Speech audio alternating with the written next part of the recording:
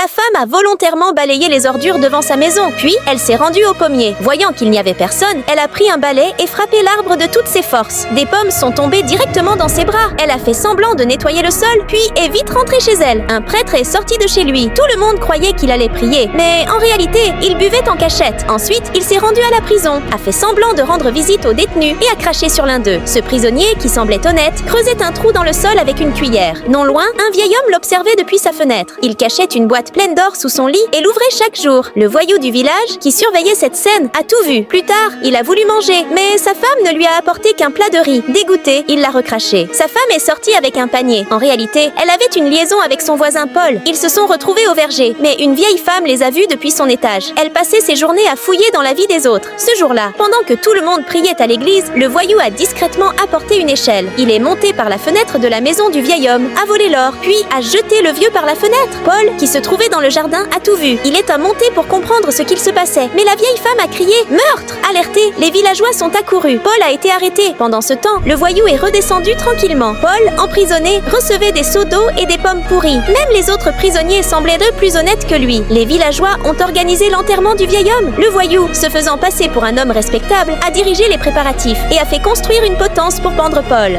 En secret, la femme du voyou a remis une pelle à Paul. Il a commencé à creuser un tunnel pour s'enfuir. Mais au moment de fuir, les autres prisonniers ont crié qu'un détenu s'évadait. Les villageois ont accouru. Paul a grimpé à un arbre près du mur, puis est monté sur le toit. Pendant ce temps, le voyou comptait son or. En entendant un bruit, il a regardé par la fenêtre. C'était Paul. Il l'a rejoint sur le toit et lui a arraché ses lunettes. Il allait le pousser quand sa femme est apparue. Paul en a profité pour le frapper. Le voyou est tombé du toit. Paul et la femme se sont enfuis. Cette nuit-là, le corps du voyou a été dévoré par des fourmis. Il ne restait qu'un tas d'os blancs. Les villageois ont retrouvé une paire de lunettes près des restes et ont cru qu'il s'agissait de Paul. Ils ont démantelé la potence. La paix est revenue au village. Le prêtre a continué à boire. La femme au balai a continué à profiter des autres. Et la vieille a fouillé dans les secrets de chacun. Like et commente avec le drapeau de ton pays si tu crois que la vérité finit toujours par sortir, même quand tout semble perdu.